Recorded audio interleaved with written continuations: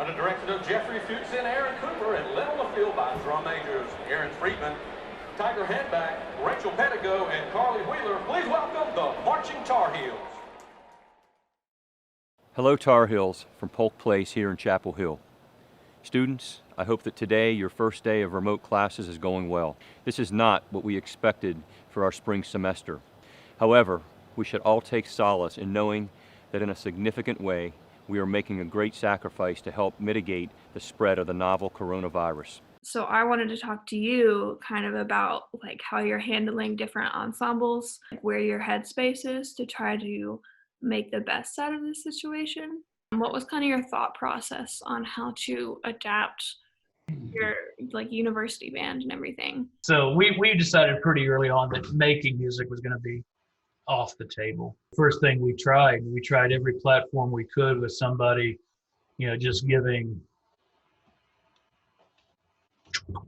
and there was no way, even just the three of us, and literally there's Dr. Cooper, Dr. Feldman, and myself sitting at the same table, and I gave 4 beats, and then we all tried to clap, and it was like chick-stop.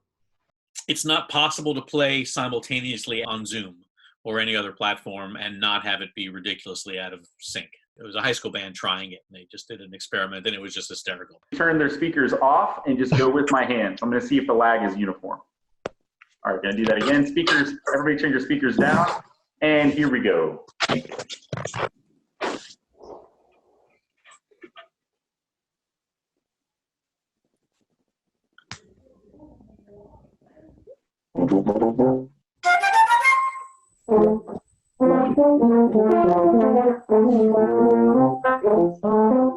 The flute player's lost right now.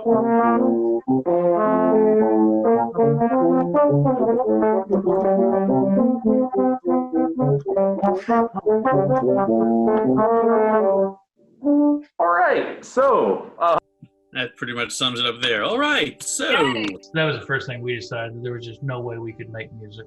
If you play timpani, what do you do? Yeah. It's no fun to make music by yourself. We really didn't want to use this time with all the bands to say, you know what, we can just quit now and be fine. Because then it begs the question of why do we keep going in a normal situation?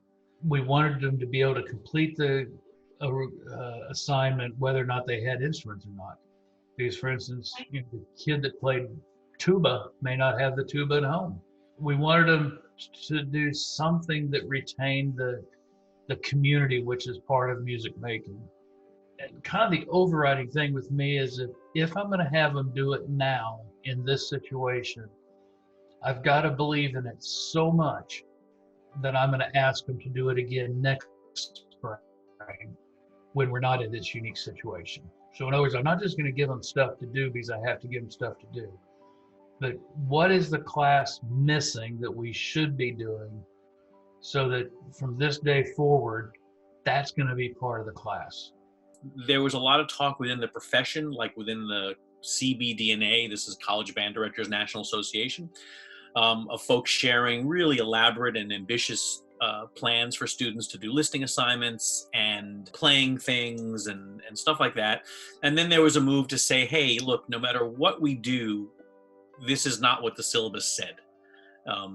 And there's just simply no way that we can replace a communal ensemble experience with something that's done through Zoom, at least given the current technology. And we went back and forth on this, and eventually we came down, if this was like the do nothing end and this was the do as much as we can end, we ended up, I think, somewhere in here, where we said, look, we've got to do something. We want to be academically ethical and not just say your semester's over. Even if we're not playing, we knew there was still musically meaningful things we can do. And at the same time, we didn't want to overstress students with could be struggling with internet connections, with family life, plus each ensemble, I believe, is doing, like we're in one ensemble, we're doing listening assignments. So each week I just send them a piece or two and just say, hey, listen to this and find something else and write your comments.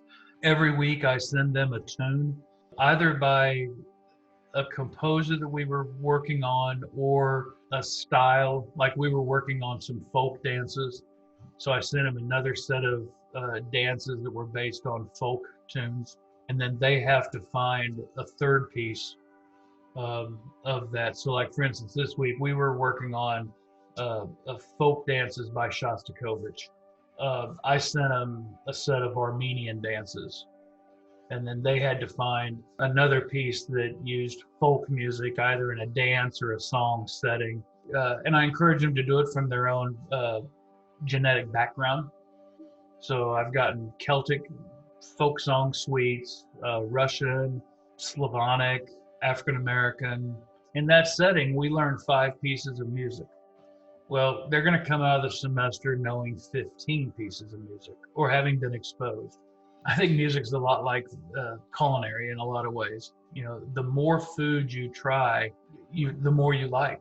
And so the more music I can get them to listen to, all of a sudden, the more open their minds are and their ears. But yeah, I will keep doing it associated with probably the 5 pieces we're playing. I've got a list now of 14 pieces that I didn't know, 6 of which that I'll do with UBand in the future. I hope it's been healthy, and a lot of them have written that they've enjoyed listening to it, and every single person turned it in last week, and we're halfway there this week. What I'm hearing from a lot of my colleagues, we're having a lot better participation rate than a lot of classes are. You know, so many of the major concert houses have made their concerts free, the New York, Phil, or they're streaming old concerts. I think there's a lot of listening going around. When we left for spring break, like, did you think you wouldn't see your students again this semester? No, I think that's been the hardest part, both from the academic side and from the personal side. There has been no closure of any sort. You know, I was fortunate to be with 29 kids the Wednesday of spring break over at Greensboro. Mm-hmm. And we could tell the world was changing rapidly around us. We were basically at the bus ready to go to the game when the university said we're doing an extra week of spring break and then we're going to online classes. Yeah. And so the question instantly came up is, do we take those kids to the ball game or not? And ultimately, the chancellor and athletic director and I agreed that if the kids wanted to go, they could go. By the time we left, it was pretty sure that they were just going to cancel the whole thing. And so we were living this in real time with the students who, you know, I was trying to tell them, do you just go home tonight if we win? What do we do tomorrow? And the questions. And then, of course, during the game, the Tom Hanks story broke, the NBA player story broke. So yeah, I had that extra little bit of closure, but we didn't know. I remember telling them to stay in touch with each other. More and more, that's been kind of my mantra, is that, you know, take care of you. Mm-hmm. Stay in touch with people. It wasn't overly sappy, but it did acknowledge the period of unknown that we were entering. Mm-hmm. And I really, you know, at that point, I didn't think it would go on this long. And I still don't know what this long means. We're just now starting to realize that, gosh, will we be back in the fall? We're reading a lot about universities starting to plan for the fall being online. I don't think they're going to lay a whole lot of new fiber cable between now and then. So the basic infrastructure of the internet's going to stay the same for a little while. So, you know, we're going to have to find creative solutions. I was joking with Mr. Fuchs that if we had unlimited resources, we should all buy Ocular Rift, whatever the virtual headsets. Yeah, and so like, what do you play? Percussion.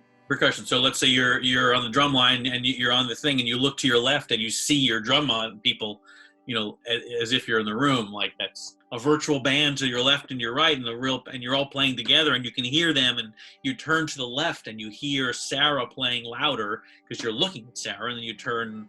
I mean, this technology exists. Short of that, which we will be, short of that, if it happens in the fall, then yeah, I would see a lot of students, especially the non-majors, saying, why would I do that?